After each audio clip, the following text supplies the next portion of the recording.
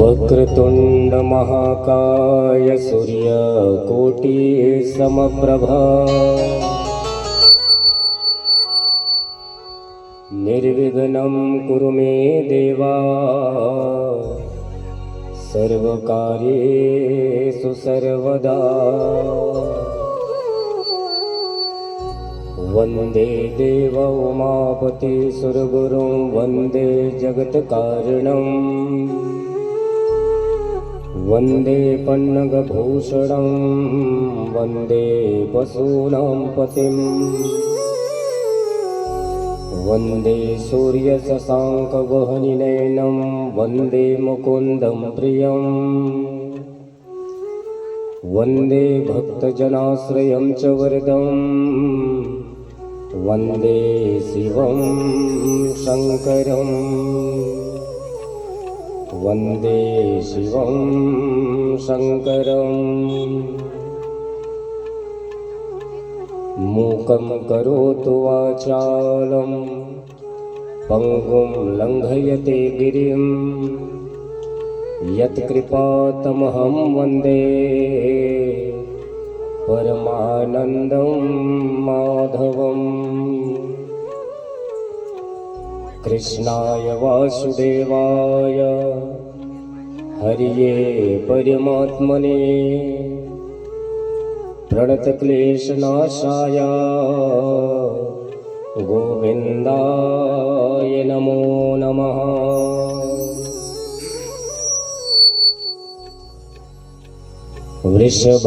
वृषभानुलले तुमसे विनती करता हूँ सदा कर जोड़ तुम्हारी अवलंब नहीं मुझको जग से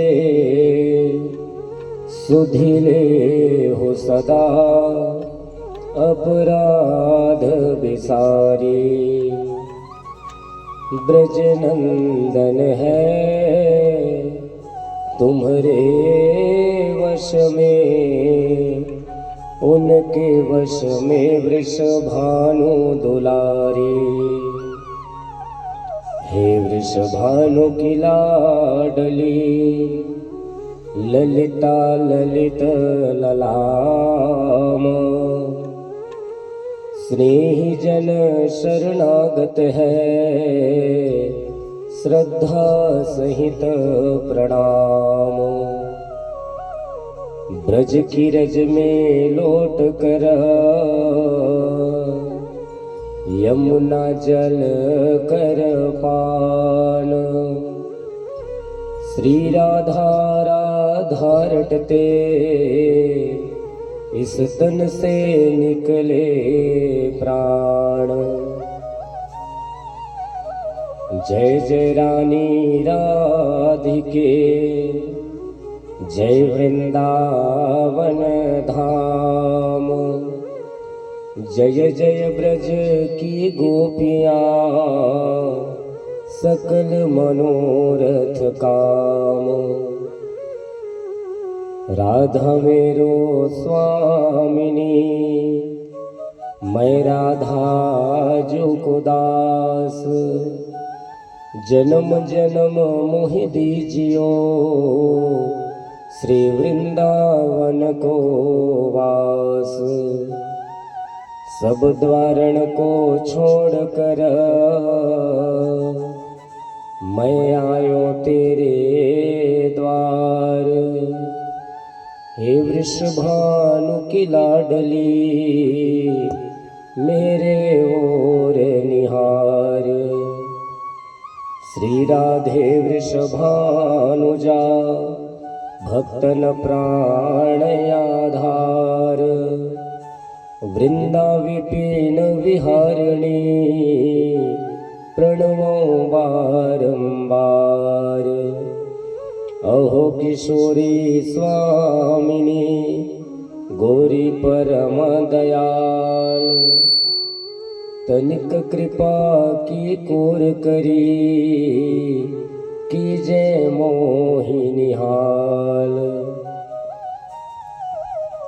कृष्ण अंग राधा लसै राधा संग यदुनाथ मोरे हिय निष्ठ दिन बसो सादर नाम माथ। जय जय श्री राधा रमण जय जय नवल किशोर जय गोपी चित चोर प्रभु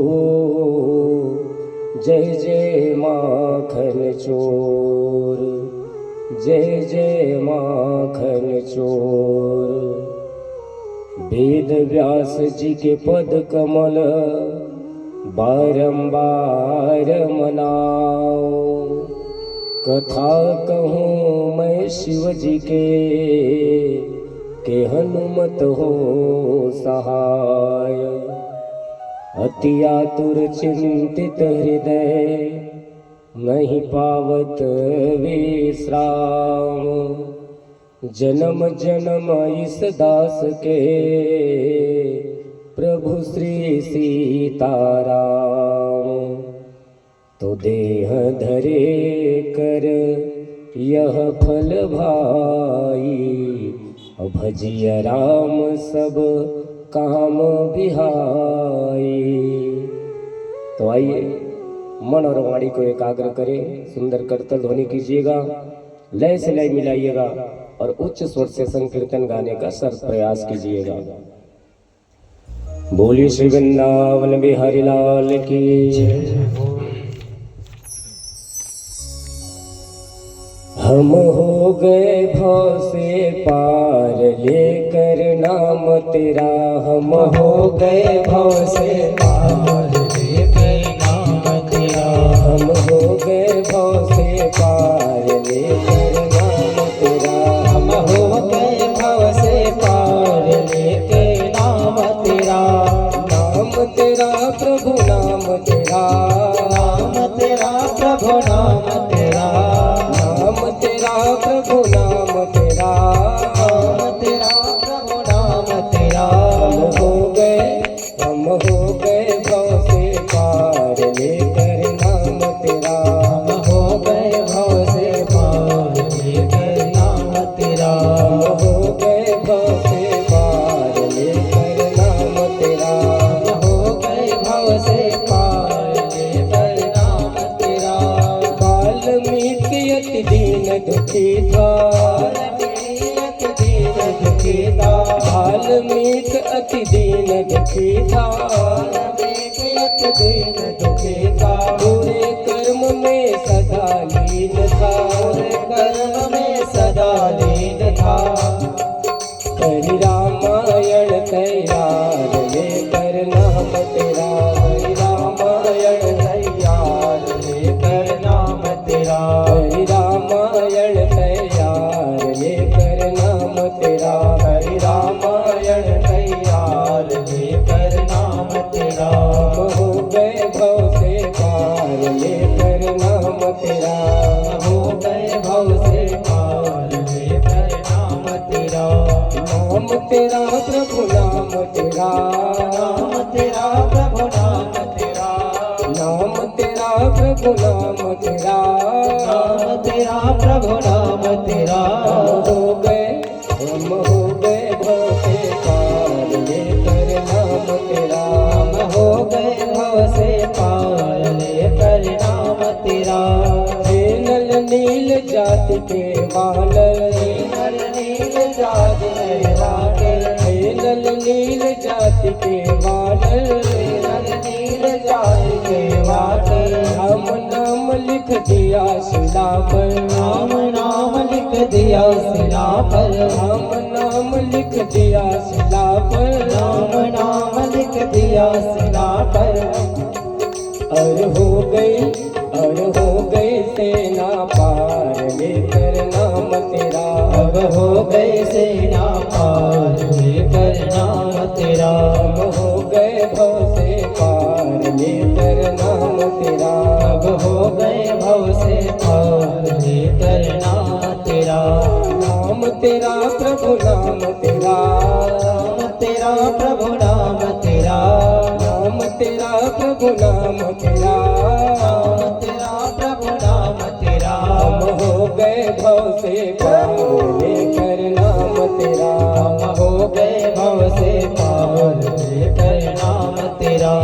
गज ने आधा नाम पुकारा, गज ने आधा नाम पुकारा, गज ने आधा नाम पुकारा, गज ने आधा नाम पुकारा। गरुड़ छोड़ प्रभु दिया सहारा, गरुड़ छोड़ प्रभु दिया सहारा, गरुड़ छोड़ प्रभु दिया सहारा, गरुड़ छोड़ प्रभु दिया सहारा। और किया ग्राह संहार लेकर नाम तेरा, और किया का संहार लेकर नाम तेरा। हम हो गए भव से पार लेकर नाम तेरा, हम हो गए भव से पार लेकर नाम तेरा। भरी सभा में द्रुपद दुलारी, हरि सभा में द्रुपद दुलारे, भरी सभा में द्रुपद दुलारी, हरि सभा में द्रुपद दुलारे।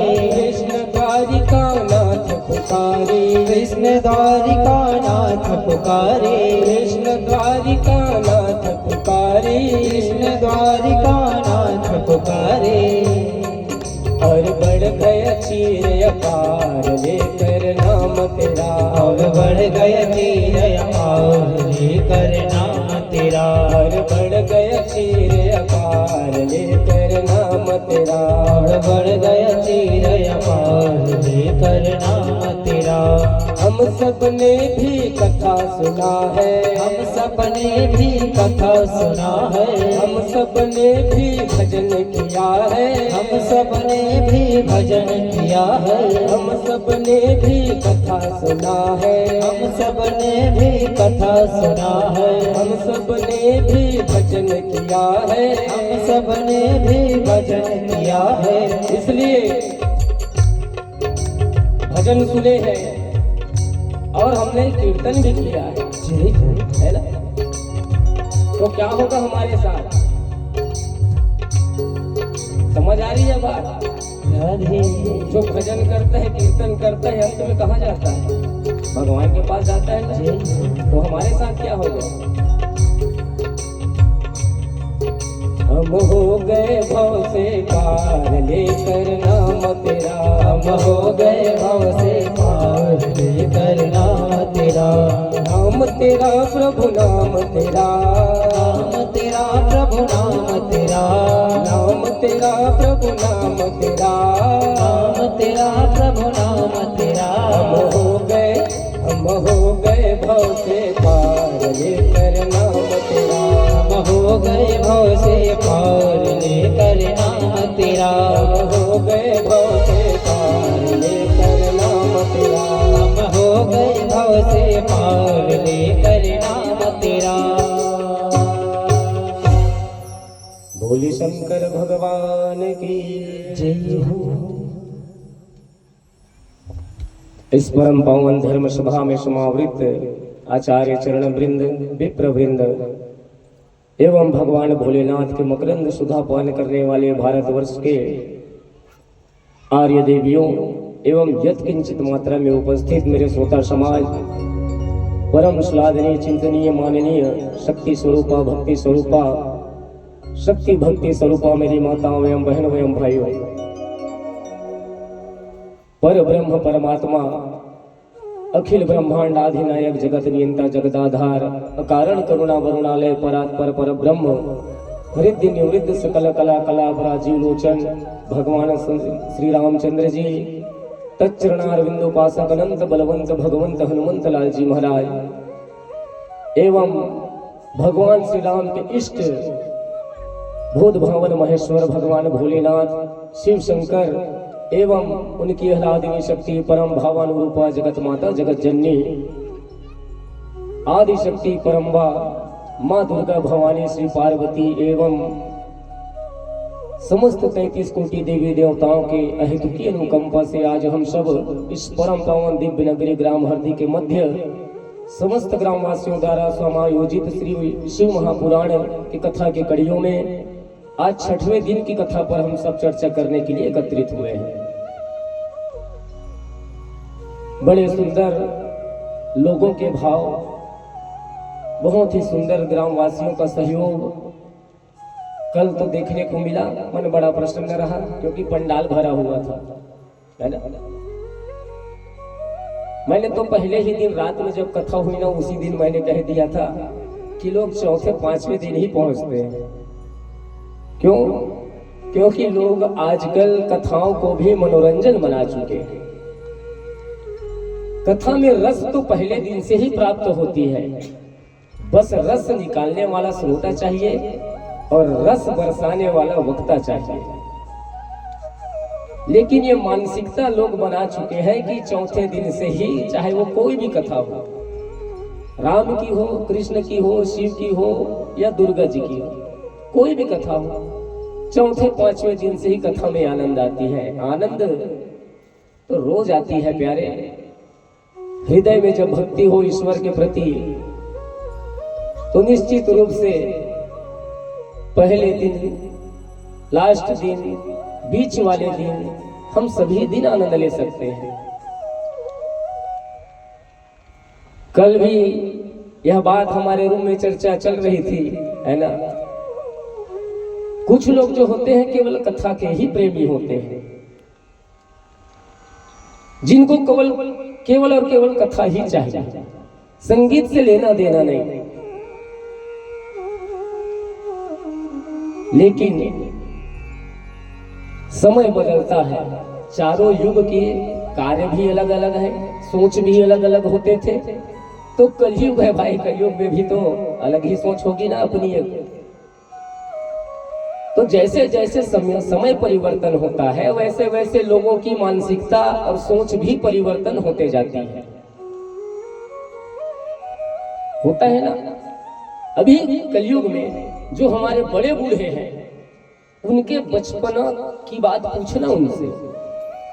बचपन की जब वो बात बताएंगे, इतने सात्विक रहते थे पहले के लोग। उनकी बचपना हो या जवानी हो, बहुत सात्विक सोच विचार और कार्यशैली भी, अच्छे काम ही करते, अच्छे काम ही सोचते। लेकिन समय आगे बढ़ा, कलयुग ने अपना प्रभाव दिखाना प्रारंभ किया। और आजकल अभी भी आप देखो, अभी के जनरेशन में 10 साल के बच्चे को सभी बात पता हो जाती है ना। मैं अपनी बता रहा हूं, मैं तो जब 20 साल का हुआ तब मुझ में थोड़ी समझदारी आई, इधर उधर की बातें मैं जान पाया। और वही बात अभी के जनरेशन में, अभी के समय में 10 साल के बच्चे को पता हो जाती है। 10 साल के बच्चे मैच्योर हो जाते हैं, समझदार हो जाते हैं। तो समय के हिसाब से जीवन में भी परिवर्तन आते हैं, तो सोच विचार में भी परिवर्तन आ जाते हैं। तो वही पहले के लोग केवल कथा ही को सुनना पसंद करते थे, लेकिन अब के लोगों को चाहिए बीच में मनोरंजन, गीत संगीत वाद्य यंत्र, है ना। और सही भी है, क्योंकि जब लोगों की सोच में विचार में परिवर्तन हो चुकी है, तो कैसे भी करके कम से कम कथा पंडाल में लाया तो जाए, चाहे मनोरंजन की दृष्टि में ही क्यों ना आए। देखिए, मनोरंजन की दृष्टि से कथा सुनना तो दोष पड़ता है। कभी भी कथा को मनोरंजन की दृष्टि से नहीं सुनना चाहिए। ये तो ज्ञान का सागर है, मोक्ष का द्वार है, और यहां भी हम मनोरंजन खोजेंगे तो इसमें तो हमें दोष लगेगा। संगीत तो एक कीर्तन का जरिया है प्यारे। वास्तव में अगर दोनों में तुलना किया जाए, कथा में और संगीत में, तो जैसे कांच और मणि की तुलना नहीं हो सकती, वैसे कथा और संगीत की तुलना नहीं हो सकती। संगीत भी अपने जगह श्रेष्ठ है, लेकिन कथा तो कथा है। गीत संगीत का कार्य कौन करते थे? देवलोक में गंधर्व किया करते थे। गाने का बजाने का जो कार्य है, वो भी देवता ही है, गंधर्व। ये उनका कार्य था। उनके द्वारा ही हमें ये सारी संगीतें जो है, ये सब प्राप्त हुई। लेकिन प्राकट्य करने वाली तो मां सरस्वती है। तो कथा अलग चीज है। कथा जीवन को संवारती है, भगवान तक के पहुंचाती है हमें। जैसे हम मूवी देखते हैं, है ना, कोई सभी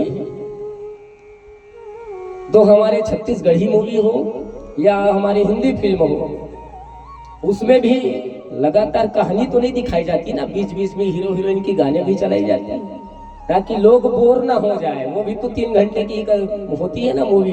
यही बातें चल रही थी कल हमारे रूम में। बोलिए शंकर भगवान की।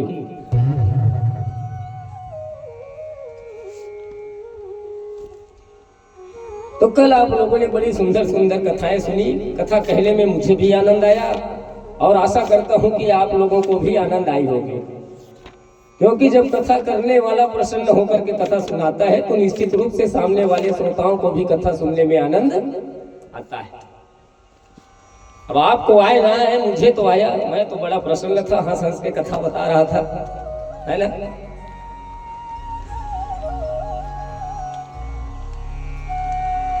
भगवान शिव और पार्वती की मंगलमय विवाह बड़े सुंदर ढंग से भूत पिशाचों ने मिलकर के उत्सव मनाते हुए संपन्न कराया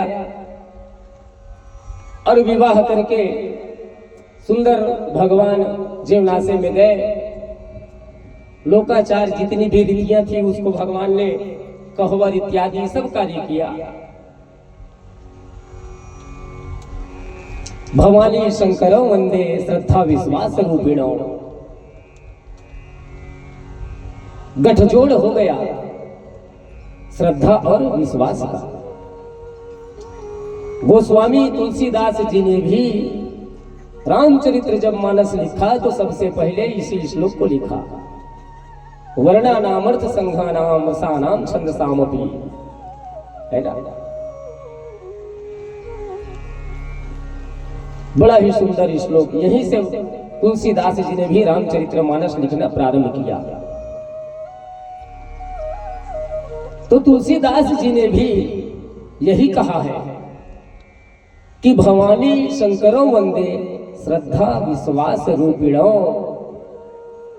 श्रद्धा के प्रतीक है पार्वती मैया और विश्वास के प्रतीक है भोले बाबा।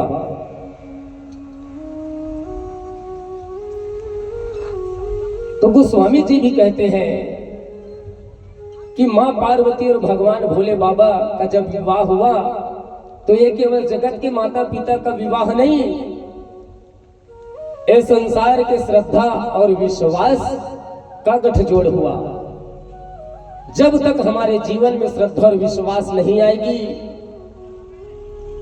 हम उन्नति को प्राप्त नहीं कर सकते प्यारे। जब तक हमारे जीवन में शिव पार्वती नहीं आएंगे श्रद्धा विश्वास के रूप में, हमारी कोई भी साधना हो वह सब अधूरी रह जाएगी। नाम जप हो, मंत्र जाप हो, कोई से भी कार्य हो, पूजा पाठ का, कथा श्रवण का, आरती का, सारे कार्य अधूरे रह जाएंगे जब तक हमारे जीवन में श्रद्धा और विश्वास नहीं होगा। जीवन में अगर केवल हमारे अंदर श्रद्धा बस रही किसी अपने इष्ट के प्रति, जिसको हम मानते हैं, जिस भी देवी देवता को मानते हैं, अगर हमारे हृदय में केवल श्रद्धा बस रहेगी, विश्वास नहीं रहेगा, तो क्या होगा?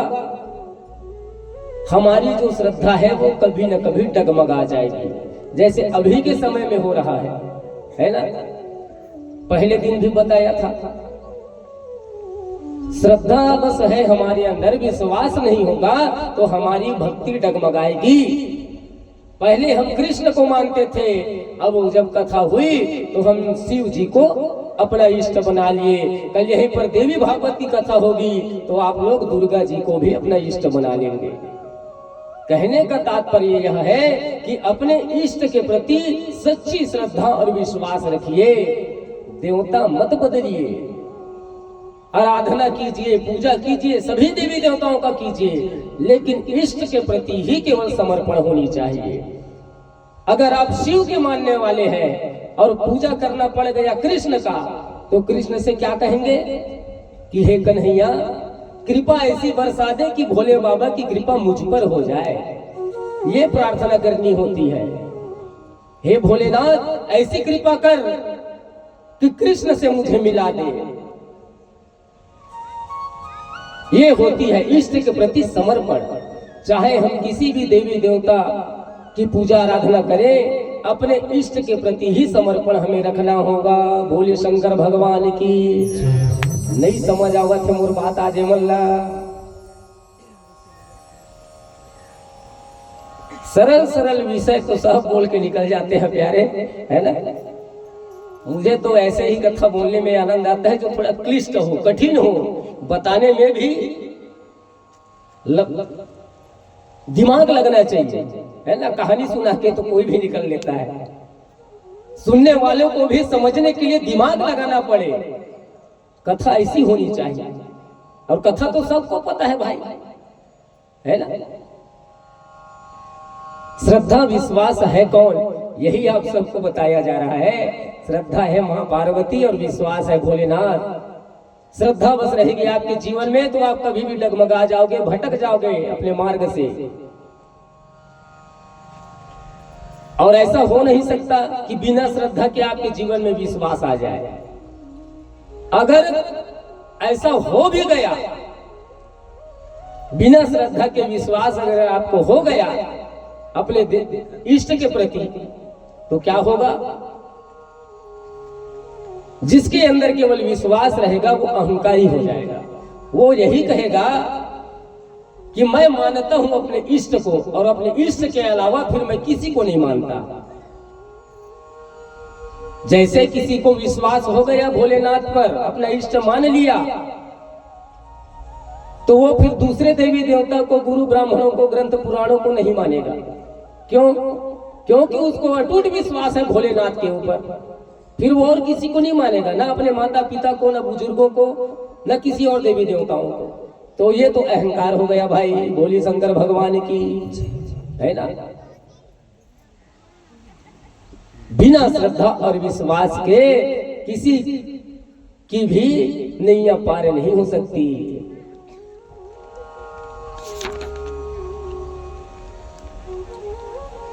सती मैया के साथ हुआ क्या था, श्रद्धा ही तो डगमगाई थी उनकी। विश्वास तो थे ही उनके साथ, बोले बाबा। श्रद्धा नहीं हो पाई किसमें, भगवान राम पे, उनकी कथाओं में, उनके नाम में श्रद्धा नहीं थी। इसीलिए उनके साथ वो सारी घटनाएं घटी। क्यों? क्योंकि गुरु के वाणी पर विश्वास नहीं था। गुरु कौन थे? भोले बाबा। उनके मुख से ही तो कथा श्रवण करते थे ना। और शिव जो है गुरु तत्व है। पहले दिन भी बताया था, कृष्ण ही गुरु के रूप में अर्थात शिव के रूप में प्रकट हुए। तो गुरु के वाणी पर विश्वास होना चाहिए, तभी हमारे अंदर भक्ति प्रकट होगी। तब हम जान पाएंगे कि हमारे ईश्वर है क्या, उनकी भक्ति हम कैसे करें। ये सब हमारे गुरु ब्राह्मण ही तो बताते हैं ना। इसलिए गुरु के वाणी पर विश्वास होना अति आवश्यक है। जब गुरु के द्वारा ज्ञान प्राप्त होता है, उसी ज्ञान से हमारे अंदर भक्ति का प्रागट्य होता है, तब हम भगवान के लायक बन पाते हैं। जैसे एक मछली जो होती है वो जल में रहती है, लेकिन मछली को जब जल से हम बाहर निकालते हैं तो क्या मछली से दुर्गंध हट जाता है क्या? नहीं हटता ना। मछली में दुर्गंध रहता ही है, जल से निकालते हैं तब भी, जबकि जल से ही शुद्धि होती है। विचार कीजिए, वो मछली जल में ही रहती है पर भी उसके शरीर से दुर्गंध नहीं जाता, जबकि जल से ही शुद्धि करते हैं हम सब। मछली खाने वाले मछली मार्केट से लेकर के आते हैं, तो उसको साफ सफाई के लिए पानी से ही तो धोते हो ना। कहने का तात्पर्य यह है, मछली जल में रहती है, उसके बाद भी उसके शरीर से दुर्गंध नहीं जाता। उसी प्रकार गुरु के शरणागति में यदि हम रहेंगे तो भी अगर गुरु के वाणी में आपको विश्वास नहीं रहेगा तो अकल्याण ही होगा, कल्याण नहीं हो पाएगा। जैसे मछली के शरीर से दुर्गंध नहीं जाती जल में रहने के बावजूद भी।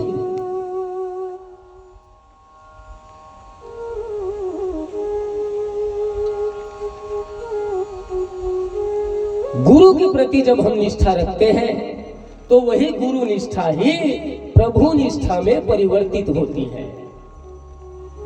गुरु के प्रति जब भक्ति होती है हृदय में, तो वही हृदय बाद में गुरु के द्वारा दिए हुए मार्ग के अनुसार जो मंत्र हमें देते हैं गुरुदेव भगवान, उसी मंत्र के प्रभाव से और गुरुदेव के प्रभाव से हम भक्ति कर पाते हैं अपने इष्ट की।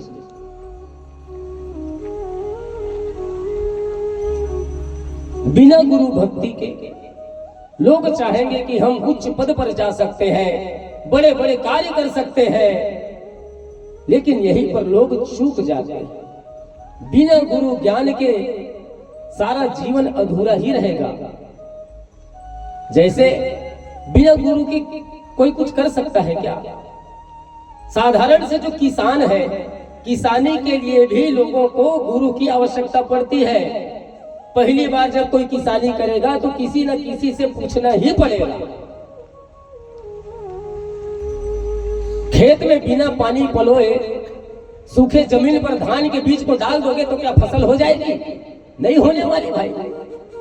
अर्थात पूछना ही पड़ेगा कि कब कौन सा काम करे, कब जुताई करे, कब पानी डाले, कब बीज डाले, कब दवाई डाले। पहली बार जो करेगा वो तो पूछेगा ही। अर्थात जीवन में कोई भी कार्य हो, बिना गुरु के अगर करोगे तो नुकसान ही होना है। बोलिए गुरुदेव भगवान की।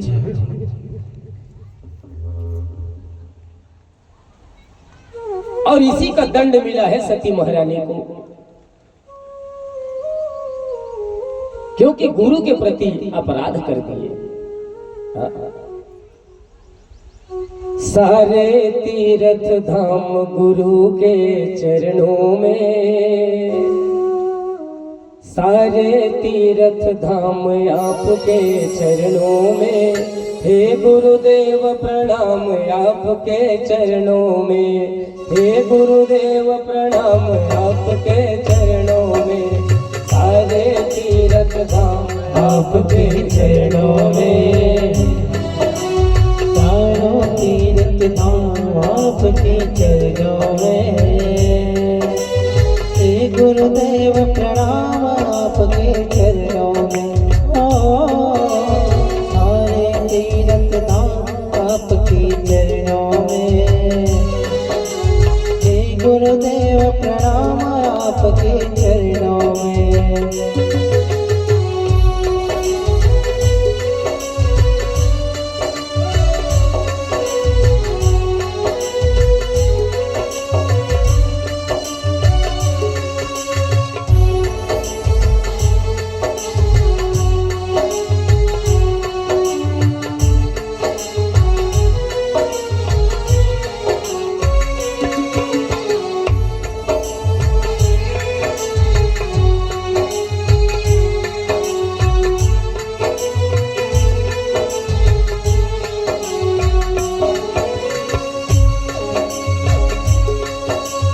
हृदय में माँ गौरी लक्ष्मी कंठ शारदा माता है।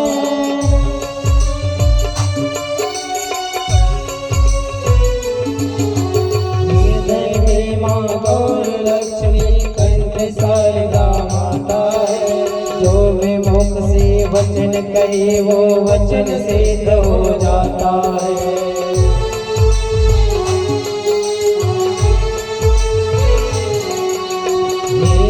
ब्रह्मा हे गुरु विष्णु हे शंकर भगवान आपके चरणों में। हे गुरुदेव प्रणाम आपके चरणों में, चरणों में। हे गुरुदेव प्रणाम आपके चरणों में। हे गुरुदेव प्रणाम आपके चरणों में।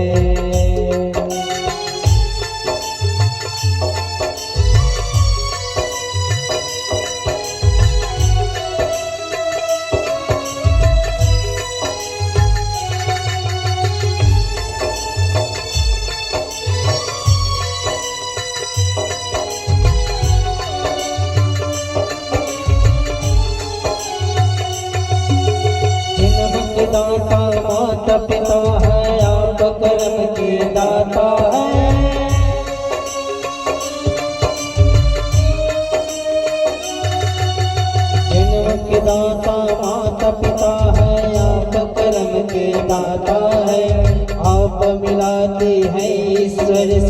आप ही भाग विधाता है।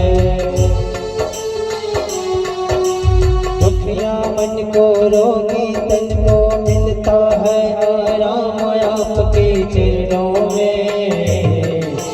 हे गुरुदेव प्रणाम आपके चरणों में। सारे तीर्थ धाम आपके चरणों में। हे गुरुदेव प्रणाम आपके चरणों में।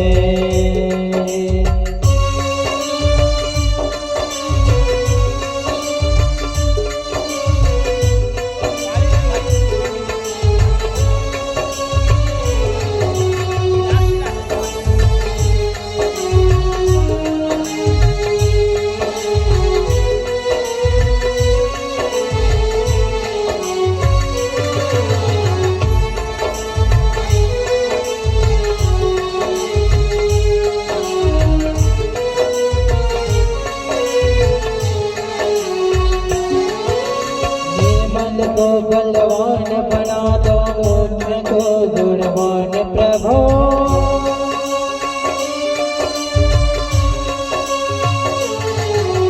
निर्बल को बलवान बना दो मूर्ख को गुणवान प्रभु।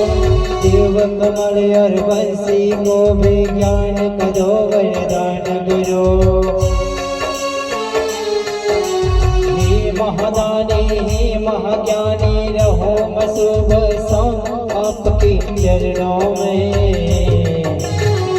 गुरुदेव प्रणाम आपके चरणों में। सारे तीर्थ धाम आपके चरणों में। हे गुरुदेव प्रणाम आपके चरणों में। सारे तीर्थ धाम आपके चरणों में। हे गुरुदेव प्रणाम आपके चरणों में। हे गुरुदेव प्रणाम आपके चरणों में। हे गुरुदेव प्रणाम आपके चरणों में। बोल गुरुदेव भगवान की जय हो। कितने लोग गुरु बनाए हो? हाथ उठाओ जो गुरु बना लिए।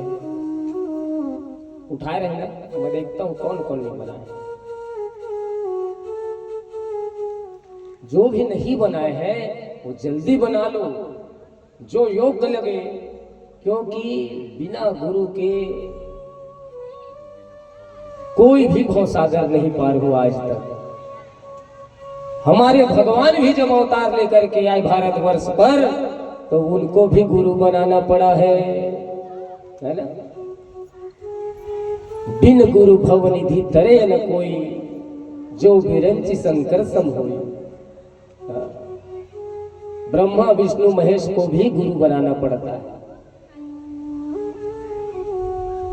बिना गुरु बनाए कोई भी कार्य करोगे तो उल्टा दोष के भागी बन जाओगे। तुलसी में जल डालो, बिना गुरु बनाए तो कुत्ते का, है ना, समझ सकते हो, गंदी चीज डालने का दोष पड़ता है। इतना बड़ा दोष है। इसलिए गुरु बनाइए। बिना गुरु के नहीं रहना चाहिए। सारे पुण्य कर्म करोगे जितने भी, उसका कोई भी पुण्य आपको नहीं मिलेगा बिना गुरु के किए हुए कर्म से। तो सती महारानी की श्रद्धा डगमगाई थी, इसलिए अब हिमालय राज के घर पार्वती रूप में आई। और हिमालय राज के घर ही क्यों आई, इसके पीछे भी तार्किक अर्थ है। वो ये है कि पर्वत राज हिमालय, ये शैल है, अर्थात शिला है, पत्थरों का शिला, बर्फ की शिला। पर्वत का अर्थ ही तो होता है ना भाई, पत्थरों से बना हुआ, जो स्थिरता का प्रतीक है। इसलिए हिमालय राज के घर जब आई है मां पार्वती, तो इस बार सती की तरह डगमगाने वाली भक्ति नहीं, इस बार स्थिरता वाली भक्ति लेकर के आई है। बोले शंकर भगवान की, जो अब डगमगाने वाली नहीं है। इसीलिए पार्वती मैया का एक नाम शैलपुत्री भी पड़ा है। प्रेम प्राप्ति के 9 सोपान है।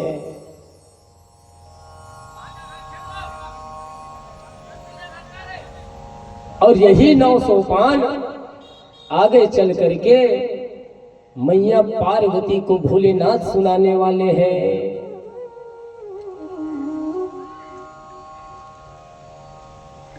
लेकिन अभी तक कैलाश नहीं पहुंचे।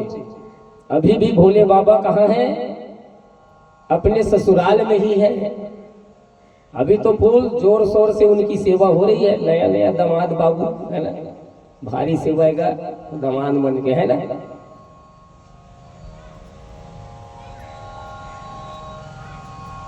तो सारी तैयारियां तो हो गई थी, जो भी बचे हुए कार्य थे भावरी इत्यादि के बाद। अब विदाई करने की बारी आई। तो व्यास जी कहते हैं, कृत्वा जय ध्वनि चक्रूर ग्रंथि निर्मोचनादिकम सस्मिता सकटाक्षस्ते पुलकांचित विग्रहा। सखियों ने मिलकर के ग्रंथि बंधन के जो नियम है वह सब मिल करके किए। बहुत सारी सखियों ने, कौन कौन सखी है? सरस्वती च लक्ष्मी च सावित्री जाह्नवी तथा अदिति च सची चैवालोपा रुद्राप्य रुंधति अहिल्या तुलसी स्वाहा रोहिणी च वसुंधरा सतरूपा च संज्ञा च रति देता सुर स्त्रियः। सुबह होते ही हिमालय राज ने सभी बारातियों को ज्योनार कराई। और जैसे जनक जी ने भगवान राम जी को जाने नहीं दे रहे थे, बारात को वापस जाने नहीं दे रहे थे अयोध्या, उसी तरह हिमालय राज भी जाने नहीं दे रहे हैं भोले बाबा को। तब सब तरसियों ने मिलकर के समझाया कि हिमालय राज विवाह के बाद बेटी को घर में नहीं रखते, अब इनकी विदाई करो। यह बात कान में पड़ गई मैना महारानी के। मैना महारानी आकुल व्याकुल हो गई। लेकिन वो भी समझी कि हाँ, जैसे मैं अपने पीहर का घर छोड़ के आई, अब मेरी बेटी को भी जाना होगा। इसलिए जल्दी जल्दी में अपने पुरोहित ब्राह्मण की पत्नी अर्थात कुल गुरु की पत्नी को बुलाए। बड़ी सुंदर सुंदर बातें अभी बताई जाएगी व्यासपीठ से। माताओं बहनों के लिए ध्यान पूर्वक सुनेगा, आपके जीवन में बहुत काम आने वाली है। मैना महारानी अपने गुरु पत्नी को बुलाए और पार्वती के सामने आकर के बैठ गए और बताने लगे कि बेटी सुन, तेरे काम की बात हम बताने जा रहे हैं। अपने ससुराल में जब जाएगी तो बड़े सावधानी से सबकी सेवा करना। इस तरह की समझाने लगी, उपदेश दिलवाने लगी मैना महारानी उस ब्राह्मण पत्नी के द्वारा। देखिए, जो यह बात आपको अभी बताने जाऊंगा, अब जब विचार करोगे तो ये लगेगा कि आजकल ये सब बातें कौन मानता है। लगेगा सुन करके। हमारे जितने भी पूर्वज हमें जो बातें बता गए हैं, हमारे बड़ी बूढ़ी जितनी भी सयाने लोग हैं, वो जो भी बात बताते हैं सब के सब बातें एकदम पुराणों से मिलती जुलती है। जो सियानिहिन दाईमन बतावे ना, अभी भी बताते कि ऐसे करना चाहिए, वैसे करना चाहिए। तो वही सब बात अभी आपको सुनने को मिलेगी। कौन कौन सी बातें हैं जो हमारे बड़े बूढ़े जो थे, आज भी बहुत सारी ऐसी ऐसी बात बताते हैं जो वास्तव में पुराण में लिखे होते हैं। क्यों उनकी बातें मैच क्यों खा जाती है? कारण यही है प्यारे, हम सब ऋषियों की ही संतानें हैं। हाँ? ये मत सोचना कि हम निचली जाति के हैं, कि हम बड़े जाति के हैं। जाति से कुछ नहीं होने वाला प्यारे, हम सब ऋषियों की ही संतानें हैं। उन ऋषियों के जो बड़े बड़े ग्रंथ पुराण आदि बड़े बड़े सिद्धियां प्राप्त करके बैठे थे, उनके हम सब संतान हैं। कलयुग में कोई सिद्धियां काम नहीं करती, इसलिए हम साधारण मनुष्य मात्र हैं। तो मैना महारानी अपने गुरु पत्नी को भी बुलाए और पार्वती मैया के सामने बैठ गए और बताने लगे। पहले मैना मैया क्या उपदेश देती है, ध्यान से सुनिए। चलो यही मतलब देख लो, पहली बात में कथा सुनू, 5 मिनट की छुट्टी है, देख लो बड़े ढंग से।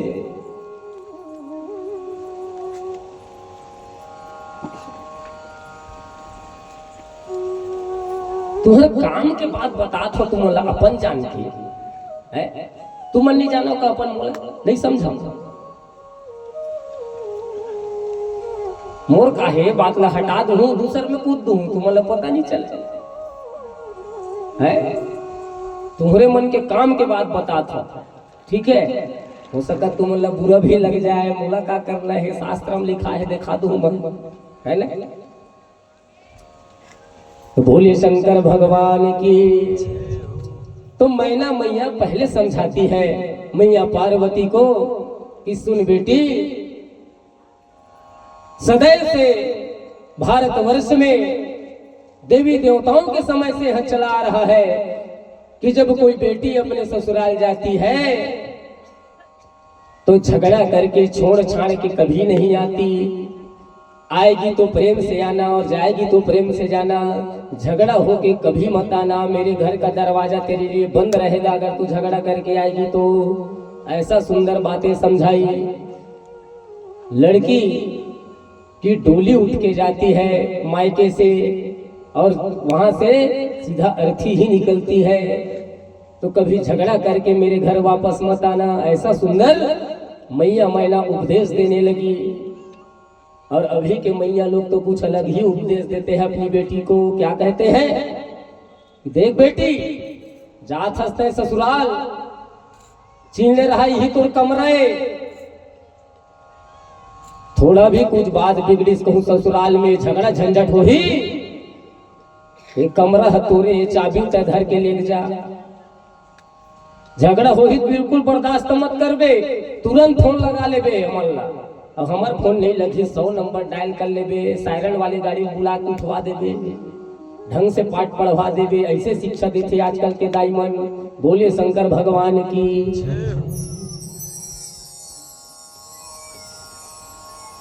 ऐसा नहीं देना चाहिए शिक्षा।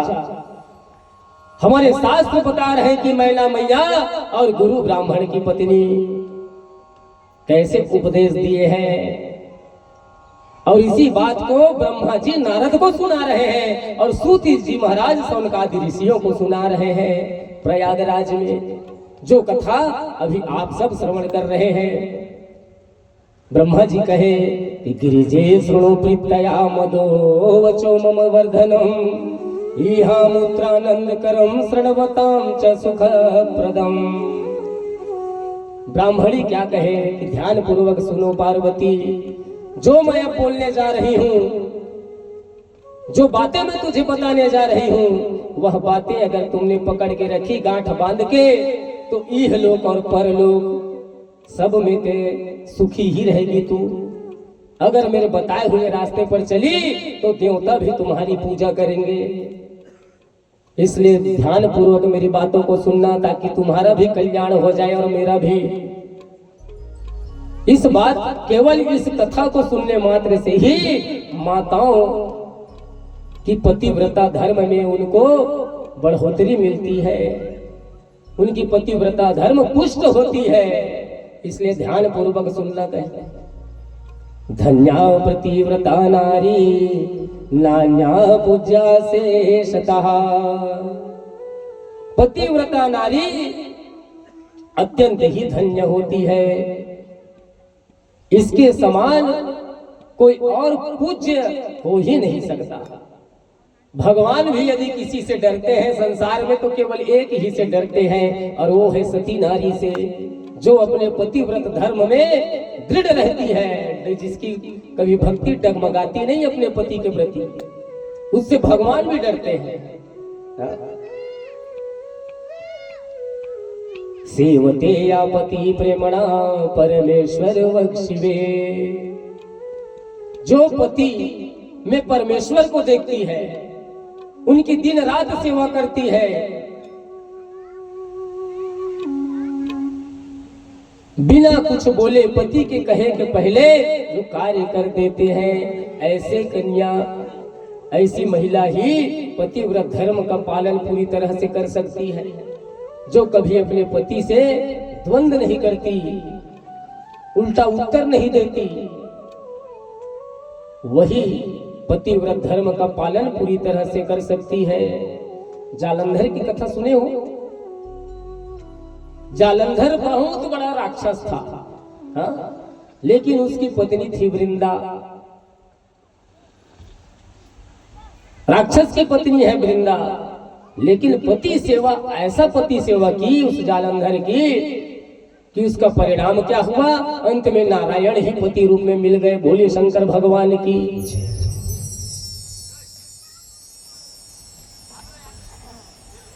सरस्वती, लक्ष्मी, सावित्री, अदिति, अरुंधति, अहिल्या, तुलसी सभी ने पतिव्रत धर्म के फलस्वरूप भगवान को प्राप्त किया है। आप लोग भी चाहें तो आप लोग भी भगवान को प्राप्त कर सकते हैं, लेकिन नियम से रहना होगा, नियम पालन करना होगा, तभी भगवान मिलते हैं। भूंतयात भुक्ते प्रियो पत्यो प्रतिवत परायणा। बात छोटी छोटी बताऊंगा, लेकिन बहुत काम की बात। पतिव्रता नारी को अपने पति से पहले भोजन नहीं करना चाहिए। कौन कौन माता मन करता बताओ मोला? दवाई दूहू तहन खाए मन नहीं लगे पति से पहले। कौन कौन खाता पति से पहले भोजन करता बताओ? हाथ उठा दो। नाम ल नहीं लेवो कखरो, अनाउंस नहीं करो। कहने की बात है ये, पतिव्रता नारी को पति से पहले भोजन नहीं करना चाहिए। चाहे पति रोगी हो या कहीं बाहर गया हो, है ना?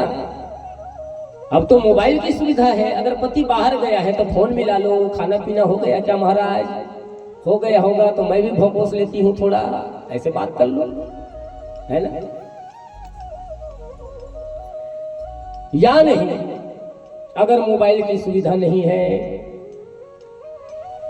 तो समय तो आप जानते हो पतिदेव कितना समय भोजन करते हैं। बस वो समय जैसे ही पार हुआ और अगर घर में नहीं है, बात नहीं हो पा रही है, तो समय को जाने दो, फिर ग्रहण कर लो, इसमें दोष नहीं है। हाँ? पति के सोने के बाद ही सोना चाहिए और पति के उठने के पहले उठ जाना चाहिए। ये पतिव्रता धर्म की नारी को करना चाहिए। अन अलंकृतम आत्मानम दर्शनेन च कवक्षिवे। पति के सामने बिना श्रृंगार के नहीं जाना चाहिए। भोले शंकर भगवान की। 3 श्रृंगार तो होना ही चाहिए। हाथ में चूड़ी, माथे में बिंदी और मांग में सिंदूर। ये 3 चीज विशेष कहे गए हैं शास्त्र में। बिना बिंदी के कभी भी पति को अपना चेहरा नहीं दिखाना चाहिए। शादीशुदा महिलाओं को बिना चूड़ी के नहीं रहना चाहिए। और आजकल तो एक से फैशन निकले है भैया, बताऊं अभी ओकरो पारी आई।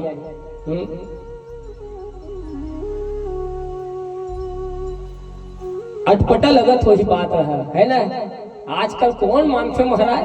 तो बहुत गांव देहात में मानत है, शहर में तो भाई कहीं चिन्हारी नहीं है नहीं? शिव पुराण के 54वें अध्याय के 19वें श्लोक में ब्रह्मा जी कहे हैं कि पतिर नाम च ग्रहीणाता कदाचन पतिव्रता। पतिव्रता स्त्री कभी भी पति का नाम ना ले। तू मन नहीं लेवत हो नाम मजाना था नहीं लेवो ना नहीं लेवे। गांव देहात के मन अच्छा नियम मानते बात ला तो मैं समझता हूँ भाई गांव देहात के मन बिल्कुल अपन पति के नाम ला नहीं लेवे। बहुत अच्छा जोरदार बात है। शहर में जाके देख ऐसे नाम लिही पता नहीं चले कि पति के नाम ला लेवा थे कि पालतू कुत्ता के नाम ला लेवा थे भोले शंकर भगवान की।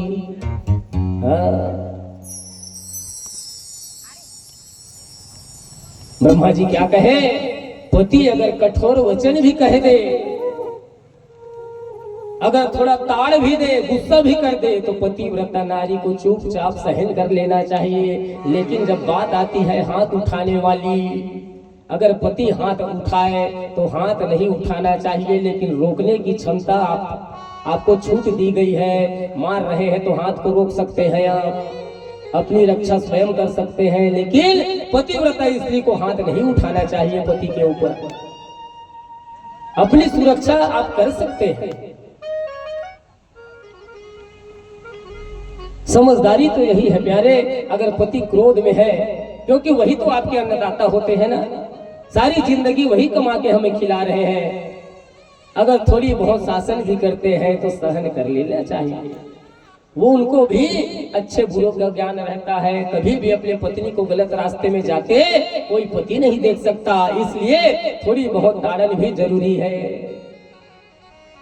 और आगे क्या कहे आहुता गृह कर्माणि त्यक्त्वा गच्छेत् तदन्तिकम्। पति के बुलाने पर तत्काल हाजिर हो जाना चाहिए और प्रेम भरे वचनों से कहना चाहिए कि महाराज कौन सा काम है क्या काम है बताइए प्यार से। और क्या कहे चिरं तिष्ठेत्र च द्वारे गच्छेन नैव पराले। पतिव्रता स्त्री को कभी भी दरवाजे पर खड़े नहीं होना चाहिए। घर के मुख्य दरवाजे पर बाहर गली की तरफ देखते हुए खड़े नहीं होना चाहिए। दहलीज पर बैठना भी नहीं चाहिए। क्यों? क्योंकि जो दहलीज है चौखट है वो भगवान नरसिंह का स्थान है। दहलीज पर बैठने वाली स्त्री के सारे पुण्य नष्ट हो जाते हैं। सारे पुण्य। और पति के आज्ञा के बिना कभी दूसरे के घर भी नहीं जाना चाहिए चाहे वो कितना भी घनिष्ठ क्यों ना हो पड़ोसी। पति को बिना पूछे बिना बताए नहीं जाना चाहिए। पति घर में नहीं है तो घर में जो बड़े बुजुर्ग हैं उसको पूछ करके जाना चाहिए। ये सारे उपदेश पार्वती को दे रहे हैं ब्राह्मणी। और यही कथा सूत जी महाराज सनकादि को सुना रहे हैं और ब्रह्मा जी नारद को सुना रहे हैं। और फिलहाल अभी हरदी में मैं तुम्हें सुनावा था भोले शंकर भगवान की। और क्या कहे कि पूजोपकरणम सर्वमनुक्ता। जब पति पूजा करने के लिए बैठे तो पत्नी को चाहिए कि पूजन की सारी सामग्री स्वयं ले जाकर के तैयार करके पति को देवे ताकि पति पूजा पाठ करे। पूजन सामग्री इकट्ठा करना ये स्त्रियों के लिए कहा गया है। और क्या कहे अद्भुत विषय पर चर्चा हुई है। अब तीर्थार्थी तो या नारी पति पादोदकम पिबेत। अगर किसी स्त्री को तीर्थों में जाने का सौभाग्य अगर नहीं मिला तो वह क्या करे पति को ही परमेश्वर मान करके पति के चरणों में सारे तीर्थ है सारे देवता का वास है पति के अंदर। ये मान करके अगर पति के चरणों को धो करके पी लेती है तो सारे तीर्थों में स्नान करने का सारे तीर्थों में देवताओं को दर्शन करने का फल पतिव्रता स्त्री को मिल जाती है। इतना महान पुण्य बताया गया है।